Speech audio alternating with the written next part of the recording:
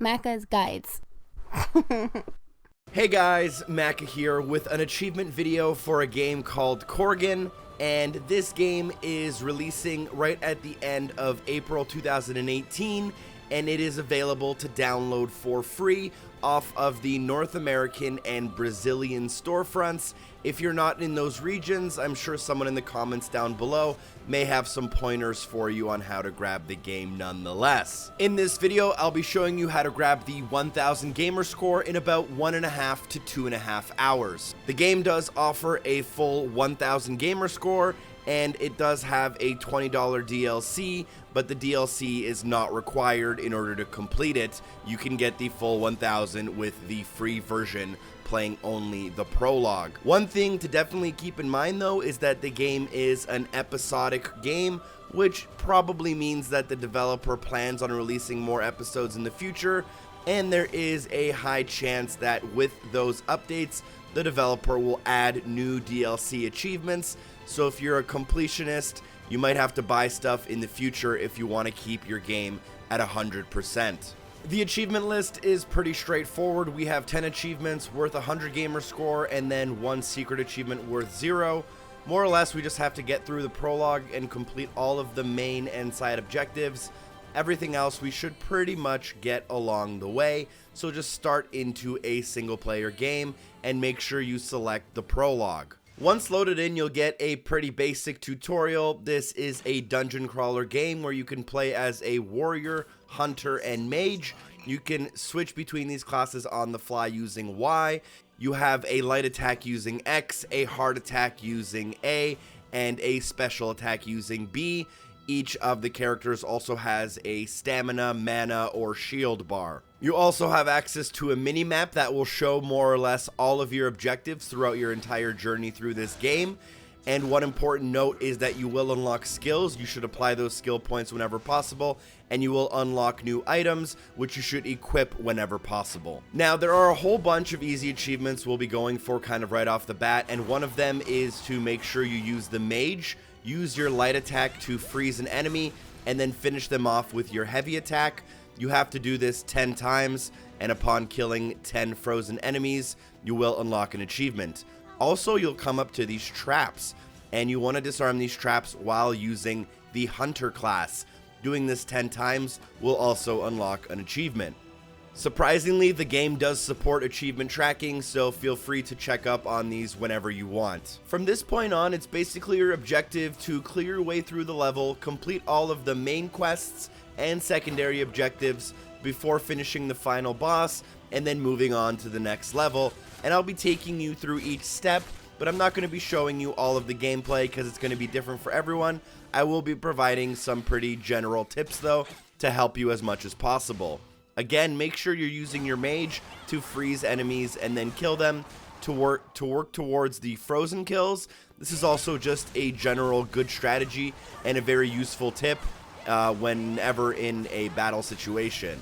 As you play the game, you'll also level up and you'll get skill points, so make sure you use those. And after you get your first 10 kills, you'll get an achievement, and then after you get 10 frozen kills, you'll get another achievement. Make sure that you're also picking up and looting the bodies of the enemies you kill in order to pick up crystals, which we'll be able to use later on in the game to buy items from the shop to help us beat the game more easily. And don't forget to make sure you disarm every trap you come across as a hunter in order to make sure we grab everything in one easy playthrough. Now that you kind of have a general idea of how the game works, the controls, and a general understanding of what's going on, it's going to be a really important time for you to open up your map and then use this map to complete all of your objectives.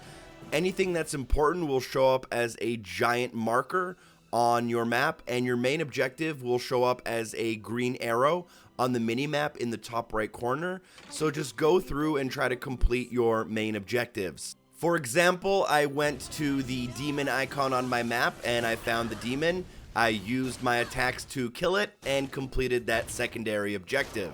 In terms of killing high-level enemies, that might be a struggle. It's going to be a balance between switching from character to character, using your potions, health, and mana whenever possible, and then using your big attacks to kind of defeat them. you should get used to this, and none of the fights are particularly that difficult. You'll then go through the map and search all of the points of interest in order to find all of the necromancy bones. After you complete that, you'll have to destroy 5 total portals, as well as find a power rune. So the portals are these little things, and as long as you kill one, it will remain destroyed even if you do die. So you probably will die a couple of times. You'll want to keep that in mind. And there's also going to be a power rune right next to the portal icon, right where I am. So you'll want to grab the power rune right here in this little searchable crate area thing, and then you'll have to destroy all 5 of the portals. I'll show you my general strategy for how to approach the portals here. Quickly before that, I am going to pick up that power rune though, which for me was right here underneath the teleporter, which is a large icon on your map. And then for the actual portals themselves, it's a little bit of trial and error, and you might die. Just make sure you try to completely destroy a portal before you die, and if you die, you'll respawn near the beginning, and you can kind of just continue and continue. You want to kill all of the enemies around the portal first and kind of manage them spawning in and out. And then you'll want to get nice and close and personal with the portal and use the Hunter's heavy attack in order to do a lot of damage, or run a circle around the portal. Just keep running around in circles with the warrior and keep swinging your axe using the light attack, and eventually you'll destroy the portals. And you might die here or there. You will probably level up at some point if you do die. Just make sure you also keep collecting crystals along the way, and you should be good to go. After destroying the 5 portals, you'll have to kill 6 spiders. Again, you'll be able to locate them on your map quite easily, and they are very easy to take down, especially if you use the mage, which is what I would recommend for them. Try to keep your distance, freeze them, use your fireball, easy pickings. As you keep killing enemies and you keep looting them for crystals, you'll eventually reach 1,000 total crystals, which will unlock the Economist achievement for you for reaching 1,000 crystals in single player. You'll then be able to take those 1,000 crystals to the shop and buy whatever you need. I wouldn't really recommend buying anything unless you know what you need based on how you get stuck. You'll probably need potions though. But eventually, just keep looting, keep killing. If you die, just keep going back and trying and trying and trying until you kill all of the spiders. And eventually, once you do that, your final objective will be to kill the final boss, which is the Spider Queen. Before going to the Spider Queen, make sure you've completed both of your secondary objectives, and you can locate the Spider Queen's location on your map. The actual Spider Queen fight is super easy. I would highly recommend using the mage, taking care of all of these small enemies around the border, and then finishing them off with a combination of the mage and the hunter. You can always rely on the warrior too if you get in a sticky situation. Just make sure you don't die, and once you beat the Spider Queen, you'll complete the level, and then you can head to the exit in order to start level 2, where we kind of do similar things. In level 2, you'll want to start by searching for the corruption and investigating it as your main objective. If you open up your map, you will also see a giant teleporter icon. You can now use this teleporter to teleport back to World 1, and from World 1 back to World 2. Use the teleporter and teleport to the first place in order to unlock the achievement for using the teleporter. You'll then want to just teleport back to level 2. Once back in World 2, you'll want to focus on investigating all of the corruption as your main quest, and as you're doing that, you will have to defeat the 2 Dark Knights. Now, in order to defeat the Dark Knights, you will need to use the warrior, and the Dark Knights hit incredibly hard. They will usually kill you in 2 to 3 hits, and the general strategy for them is to lure them to swing and then approach them and get a quick attack in order to hit them, and just keep repeating this cycle until you can kill them. It can be quite difficult. You will want to level up if you can. You'll want to make sure you can buy a potion if you need it. You will also need to make sure that your warrior has the best things equipped. This is probably the hardest part of the game, in my opinion, is defeating these Dark Knights. However, if you do defeat him, he will remain dead if you die afterwards. So just take your time and make sure you take care of the Dark Knight. And once you kind of get through the first Dark Night, you'll be able to investigate the rest of the corruption, and you'll also be able to take out the second Dark Night, as I will show you on screen very shortly. Now, after we investigate the corruption, our next main objective will be to actually collect the belladonna, which is a special type of plant on the map, and these will be on your actual map. You'll be able to easily kind of go through them. You'll have to investigate the pile of plant matter and then pick up the actual quest item. They're going to be scattered all over, and you'll just want to grab them kind of as you play. And the other thing you'll want to do, which I'll show you on screen right now, is the 4 chest locations, which are as follows. Starting from your initial spawn, there will be a chest directly below you, so make sure you grab that one chest there. Then if you progress to the right-hand side down the path, directly in front of you near the stairs, you should see your second chest. From the second chest location, you'll want to continue to the right-hand side until you end up in a large open area. Inside of that open area near the top, you should be able to find your third chest.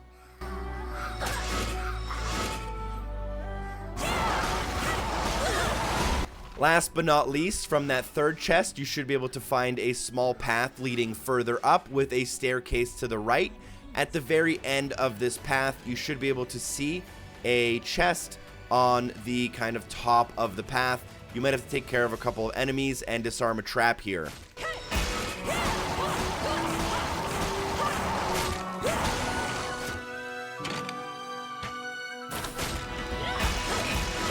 After grabbing the 4 chests, you'll want to grab all of the 8 belladonnas as part of your main objective, and that will actually trigger the next main objective, which is to heal 8 villagers.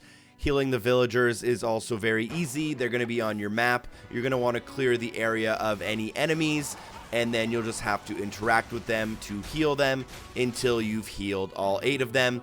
Make sure that you're still disarming any traps possible with your hunter in order to get 10 total traps disarmed with the hunter class. After you heal your final villager and you make sure that you've gotten both of the Dark Knights and all 4 of the chests, you are now ready to complete the final boss, which is the Leviathan, located on the far right-hand side of the map. The boss battle itself is pretty easy. All you want to do is make sure you keep your distance with the mage or hunter. Make sure you take out the enemies on the sides first as your primary target. If you do die, just come back, and eventually you should kill the Leviathan, which does have 2 phases. Now, 2 achievements that I didn't show unlock on screen that I did end up getting were for dying a total of 10 times, which just happens naturally with progression in this game. And I also got the one for disarming 10 traps with the hunter class. So those are just 2 things you'll kind of do as you play through the game. After you do complete the Leviathan battle, you'll also unlock the achievement for doing so. And then you can head to the end of the second level in order to complete it and start the third area of the game. The third area is actually the easiest in my opinion. Just focus on your main objective, which will be to first clear out all of the Servants of Doom, which will be on your map. The best strategy for them, in my opinion, is to freeze them with your mage, then stand right next to them with the hunter and use the heavy attack.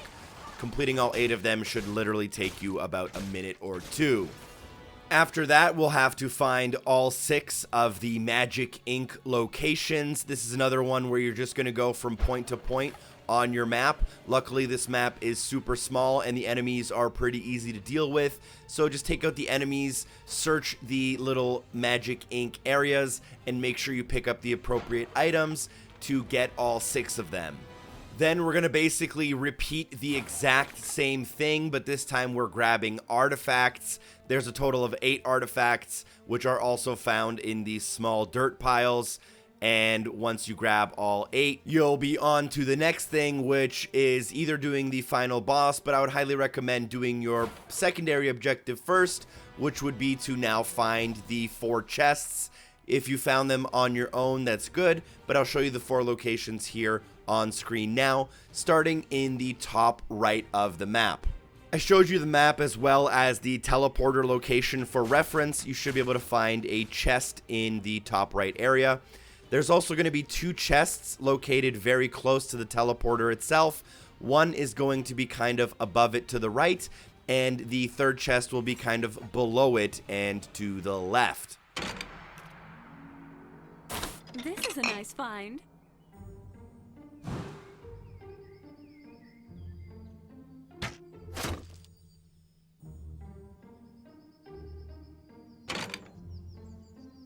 Ooh, that's good. Now, from the third chest, head back towards the teleporter and then go directly up, and you should be able to find your 4th and final chest, and then you'll be able to go and challenge the final boss. If you accidentally challenge the final boss, don't worry. You can either decide to die by the final boss and then pick up your chest, or you can actually, in this level, pick up your chest after completing the boss.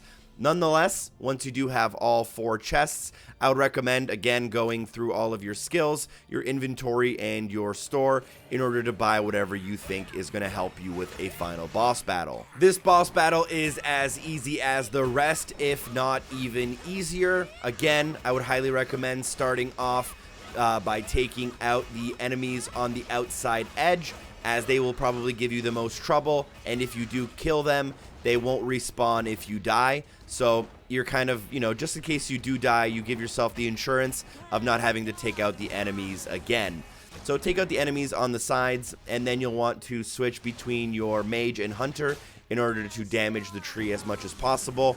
I ended up personally finishing him off with my warrior because I found the warrior did the most damage, and I had the most health with my warrior at the time.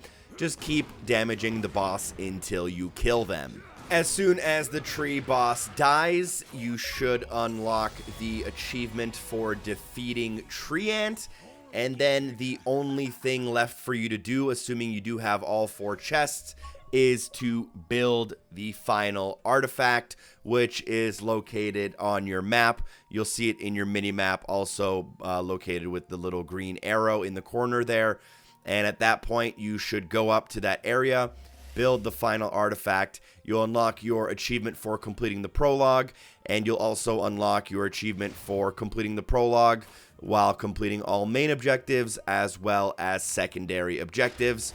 And at this point, assuming that you've also died 10 times, gotten the 10 freeze kills, disarmed 10 traps, and done some of the miscellaneous stuff with the crystals, you should have your full 1000 out of 1000 in Korgan in between 1.5 and 2.5 hours. Thank you guys so much for watching. I hope the video was helpful to you. Please share it with a friend. Drop a like if it was. A special thanks to all the amazing people on Patreon for supporting the show. You can also check out Cupcake on Mixer if you so desire. And hopefully I see you guys next time. Peace!